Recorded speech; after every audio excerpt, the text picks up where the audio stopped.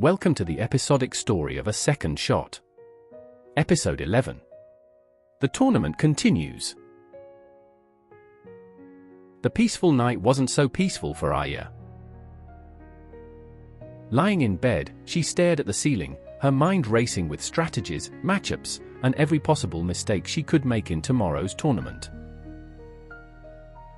Brain, shut up. Just let me sleep, she groaned, rubbing her temples. Suddenly, her door swung open with a loud bang. Aya! What happened? Are you okay? Aya jumped at the sight of Alex, wide-eyed and clearly panicked. His usual cool, composed demeanor was nowhere to be found. She froze, not because of his worry, but because his eyes flickered downward for a split second before snapping back up. Oh, crap. She was barely wearing anything. In one swift motion, Aya yanked her blanket up to her shoulders, clearing her throat. Yeah, I just couldn't sleep. Alex sighed, rubbing his temples. You scared me for nothing. Sorry. Aya pouted. It's my brain's fault. Figures. Alex smirked. Want some water? Desk. Bottle. Aya pointed, still cocooned in her blanket. Alex grabbed the bottle and passed it to her. She took a sip, exhaling as she leaned back against the wall. Feeling better now, he asked. Aya groaned. Not even a little. Alex chuckled, adjusting his posture like a proper gentleman. Want me to stay until you calm down? Aya hesitated, then tossed the blanket toward him. Fine. Get in. Alex raised an eyebrow. Are you sure? This seems dangerous. Aya smirked. Scared. With a sigh, Alex slid under the blanket. If I get punched in my sleep, I'm blaming you. For a while, they just sat there in silence, staring ahead, lost in old memories. Been a while since we did this, who? Alex mused. Yeah, Aya admitted. Thought it would just be a memory, but nope, here we are again. Their eyes met, and for a moment, neither of them moved. Aya's breath hitched as she realized how close they were, his warmth practically pulling her in. Their faces slowly inched closer. Wait. Bad idea. Aya blinked rapidly and flopped onto the bed, turning away. I should sleep now. Yes. Sleeping sounds good. Alex chuckled, about to stand, until she grabbed his wrist. Stay here, Aya mumbled. Till I fall asleep. Just like before. Alex sighed, adjusting his position. Sure. Just like before. Aya closed her eyes, hyper-aware of Alex's steady breath against her skin. Slowly, she drifted off, finally at peace.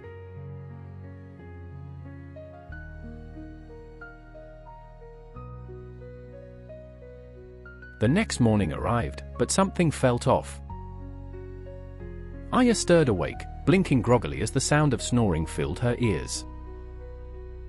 Hey, she mumbled. Am I snoring? No, I'm awake, then who? Before she could finish the thought, a soft sensation brushed against the back of her head. Warm. Too warm. Aya froze. Her brain connected the dots in slow motion. Lips. Those were lips. Her entire system went into immediate panic mode. Wham! In a flash, she swung back on pure reflex, her elbow slamming straight into Alex's jaw. Oh! Alex groaned, flopping onto his back while clutching his mouth. Aya turned, eyes wide in horror. Oh! Oh crap! I'm sorry. Alex grimaced, rubbing his jaw. Aya, why do you wake up with violence? Aya cleared her throat, offering a weak smile. So, we're still friends, right?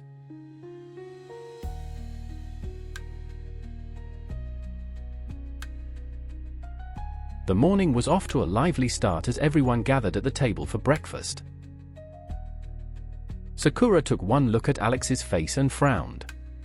Good morning, you two. Kenta and I will come watch the tournament today.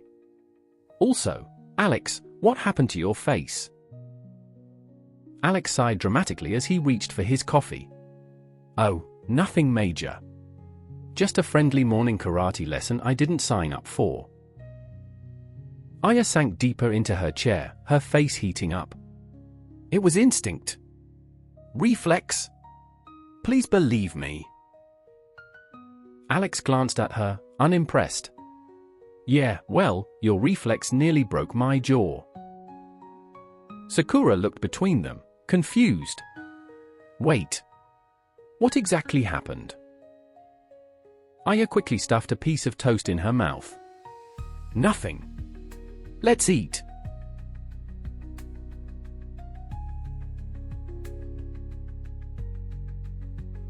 After breakfast, everyone prepared for the tournament. Alex was already dressed and seated on the couch when he suddenly remembered Geneva's warning. Aya, what are you wearing today? And remember, Geneva said only foundation and light lipstick. He rushed to her door and knocked, except he didn't actually knock. The door swung open on its own. And standing there was Aya, half-dressed, her top bare except for her bra. Alex's brain shut down. Oops. Sorry. He spun around, blindly reaching for the doorknob to close it, but with his non-dominant hand, he fumbled it completely. Instead of closing the door, he ended up standing there, still inside. Aya took a deep breath. Alex. Alex swallowed. I swear this is an accident. Aya rubbed her temples, exhaling sharply. Just lock the door and sit down. If my mom walks in right now, we'll have much bigger problems. Alex did exactly as he was told, keeping his gaze locked on the floor as Aya finished dressing.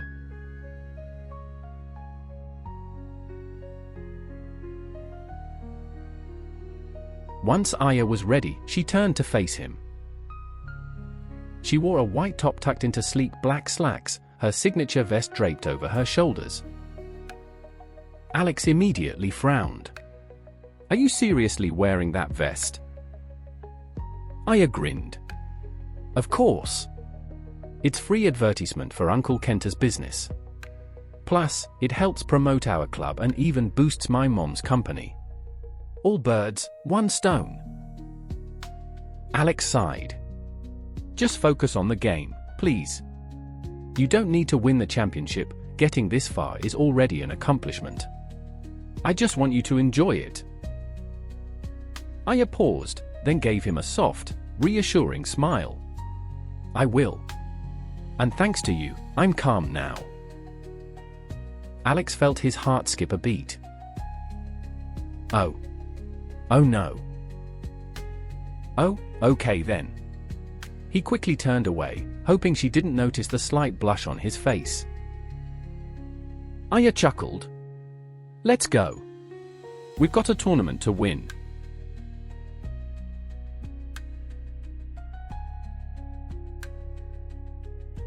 The Players' Lounge has now filled with vibrant personalities. Some of the players who won yesterday's matches are also part of a group while others played solo and sitting by themselves. Alex, who is fully inclined to create a team, already had his business card in hand, handing out to those who are solo players. When did he do it? I was with him yesterday. Aya told herself while glancing at Alex, who was too enthusiastic at what he was doing. Look at that guy, Aya. He is so into this club thing. Geneva said while chuckling. I found it kind of adorable. Aya said, not realizing that she was staring for a while now. Geneva and Mike glanced at each other and grinned from ear to ear, knowing whatever is happening was interesting enough for them to giggle. Aya realized the two went silent and glanced at them and found them both grinning. What's wrong with you both? Aya asked. Both Geneva and Mike, who stared at Aya, responded. Nothing, and started laughing. Aya, baffled, tilted her head in confusion. After a while, the monitor that will show the players that will play turned on, and within minutes it called out Mike and Geneva. Oh, so I will play after both of you, huh? Good luck, guys. Aya said with a smile. Good luck also, we might not be able to see you later afterwards. Geneva responded and pointed her fingers upward. Terence, who is still recovering from yesterday's affair, raised his hand in surrender. Whom I will watch now? Sorry, Geneva, I will record Mike's game, for improvement purposes. Terence said, then rushed towards the event hall for Mike. Aya, who was watching Terence, laughed at the sight, but she understood that she found great real friends. Alex, who still busy with chatting with some solo players, suddenly got a chill shivering her spine. Looking back, he found one of his rivals. Hey, Carl. Carl Smith of New York, New York. Alex said with a soft smile. Man, you're injured. Carl said.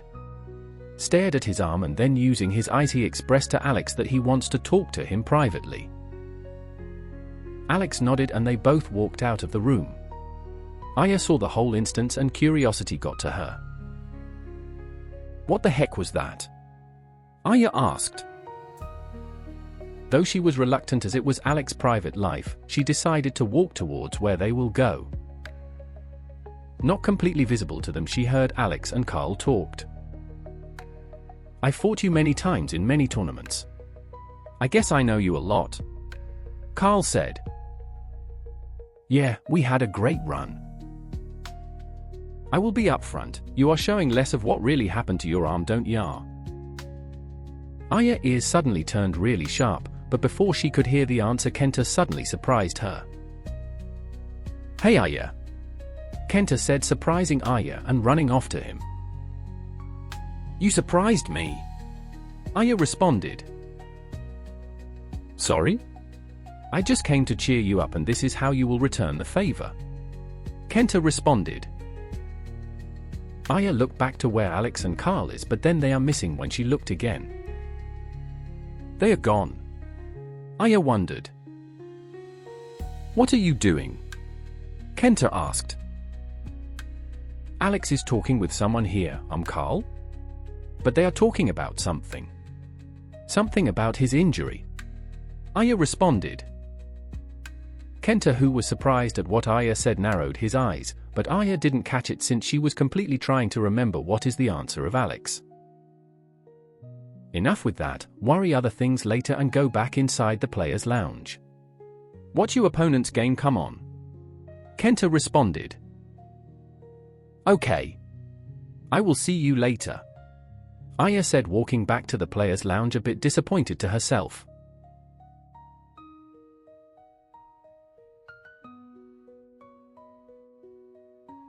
The moment Mike feared the most happened. The ball soared off the table like a missile. Gasps echoed through the hall as it barely missed hitting an audience member. Mike froze. His hands trembled, his face pale. His cue stick slipped lower, ready to drop. The air was heavy with silence. Terence, standing mid-court with his camera, felt his stomach sink. Oh, hell. It happened. Then, one clap. Another. A murmur rippled through the audience, a slow hum growing louder. Then, like a tsunami, cheers exploded across the hall. Mike's breath hitched. They weren't booing. They were cheering. Terence grinned. Oh, this was perfect. Cupping his hands around his mouth, he roared for the whole world to hear. All hail the Cannonball. The crowd took it and ran. Cannonball! Cannonball! Even the commentators joined in. In a matter of minutes, Big Mike became a sensation in the snooker world. Mike, still shaken, looked up at the roaring audience. Then, he smiled. They liked him. He gripped his cue stick tighter. I will play again. And again. Until I win a championship. His opponent, Chris Westin, approached with a chuckle. Dude, I swear, I saw my life flash before my eyes at least twice. Mike winced. Sorry? Chris chuckled. Don't be. You've got power, and you've got heart. Just gotta aim better so none of us leave in a body bag. He studied Mike for a moment, then nodded. So, Alex finally took a student, huh? Mike blinked. Who? You knew. Chris grinned. Of course. Word travels fast in the snooker scene, especially when it's Alex freaking Shelley. He crossed his arms. I've played him plenty of times, enough to recognize his influence. Your stance, that one controlled spin shot, yeah, it screams Alex. Mike scratched the back of his head. I guess I still have a long way to go. Chris extended his hand. Then keep training. I'll face you again when you're ready. Mike, now smiling, shook his hand. Yeah. See you then.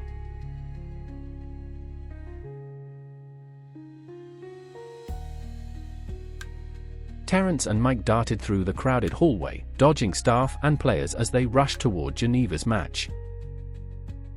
As they ran, Terence threw a casual question over his shoulder. So, what did Chris say to you? Mike, still high on adrenaline, grinned. He said he'll see me in another tournament. Wants me to improve and face him when I'm at my best. Terence snorted. Dude, you do know he's a top 10 ranked player, right? That's a long road to beating him. Mike's steps suddenly faltered. Terence, realizing the lack of footsteps beside him, glanced back, only to see Mike frozen in place, face pale as a ghost. Mike's eyes widened in horror. Wait. Wait. He pointed at Terence. Did I just challenge a championship competitor to a rematch? Terence grinned, completely enjoying the moment. Yup. Mike clutched his head. Oh, crap. Oh crap. Terence gave him a reassuring pat on the back. Welp. Good luck with that. CYA. And with that, he turned and kept walking.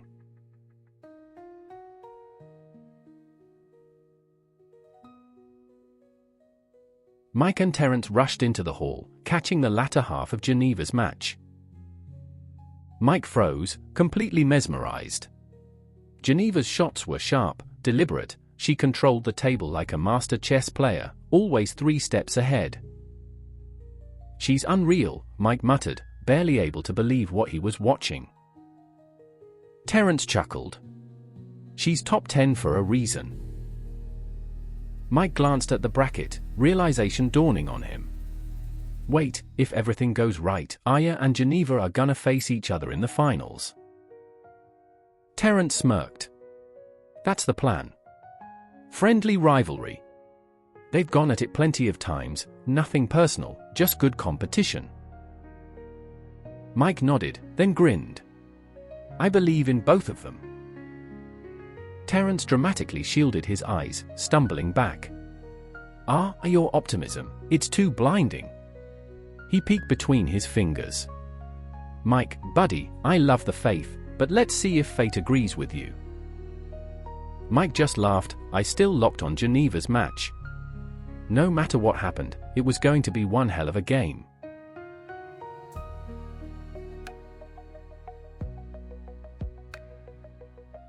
Aya and Geneva stood at the hallway, waiting for their names to be called. The tension was high, the finals were moments away. Geneva suddenly grinned, an idea flashing in her eyes. Hey, Aya. Let's make this more interesting. Aya, still focused on mentally preparing, glanced at her warily. I don't like the sound of that. Oh, come on. Just a friendly little bet. Asterisk asterisk Geneva leaned in, voice playful. Asterisk asterisk. Aya sighed. All right, what is it? Geneva smirked. Loser wears a sexy outfit. Aya blinked. Come again. Short shorts with knee-length boots, Geneva listed smoothly. An open red checkered polo, and underneath, a tube top or crop top. Got to show a little cleavage, you know. Aya's face immediately turned red. What kind of bet is this? Oh, and there's more, Geneva continued. Loser also has to go on a date. Aya squinted suspiciously. With who? Yours will be Alex. Mine will be Mike. Geneva said casually, adjusting her wristband. Aya deadpanned. And what about Terence? Geneva shrugged. Oh, he's coming no matter what. Might as well throw in Mike to keep it fair. Aya massaged her temples. This is ridiculous. Geneva leaned in with a sly grin. Scared you'll lose? Before Aya could respond, the announcer's voice boomed over the speakers. Ladies and gentlemen, please welcome our finalists, Aya Kono and Geneva Choi. The crowd erupted in cheers. As they stepped onto the snooker stage for the pre-match handshake, Geneva expected Aya to keep resisting. Instead, Aya smirked. I agree. Geneva's eyes widened in delight. Aya walked off to her seat confidently, leaving her opponent grinning like a Cheshire cat. Oh, this is going to be fun, Geneva muttered.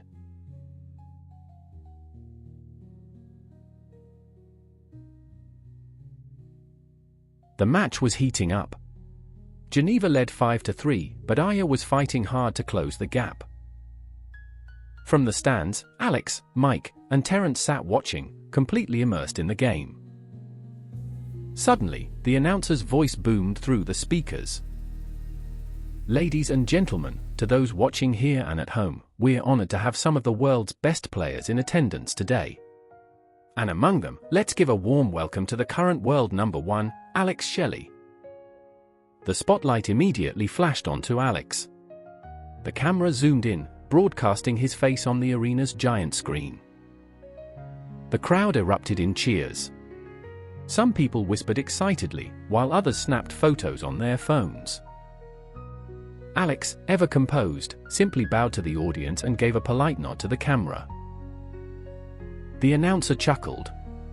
A man of few words, as always. All right, let's get back to the game. The spotlight faded, and just as quickly as it had appeared, the focus returned to the match. Mike, however, was still frozen in place, staring at Alex like he had just seen a ghost.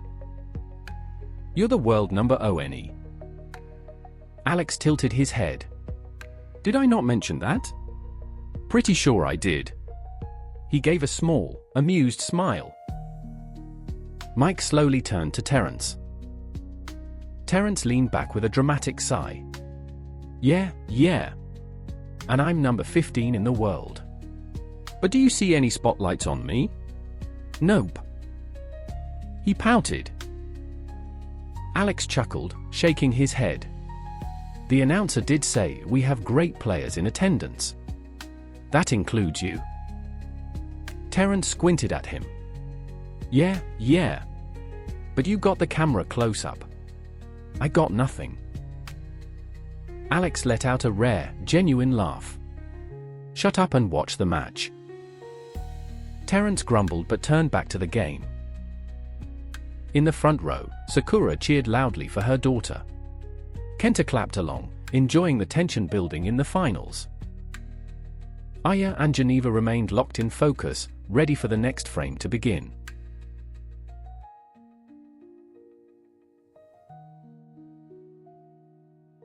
The score sat at 10-11 in favor of Geneva.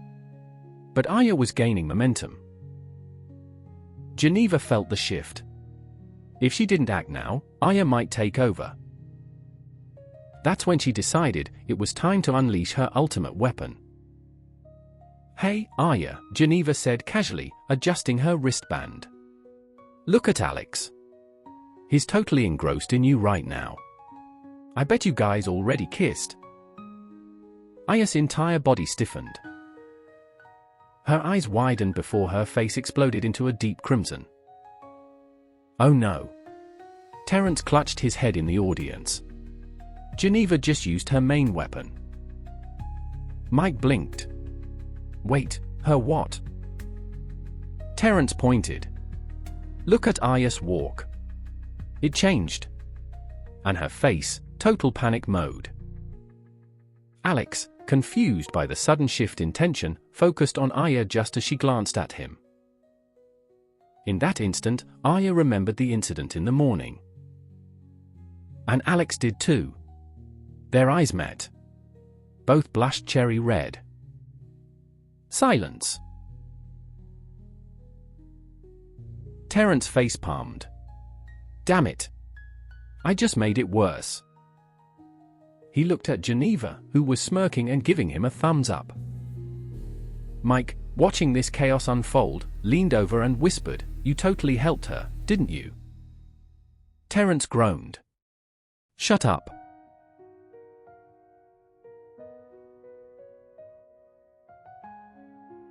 Minutes later, the final ball was pocketed. The announcer's voice boomed over the speakers. Congratulations! Our women's champion, Geneva CHOI. The crowd erupted into cheers. Aya, still dazed from Geneva's dirty psychological trick, barely registered the applause. In the back of her mind, her real problem was just beginning. Oh no, she thought. That means I have to go through with the bet. Geneva walked over, grinning from ear to ear. Aya forced a smile, hoping, just maybe, Geneva had forgotten about it. No such luck. Geneva smirked. I'll be expecting pictures of the date. Oh, and don't forget, I get final approval on your outfit. Aya paled. You're evil. Geneva winked. I prefer genius. End of episode 11. Up next episode 12, and the date started. See you next time.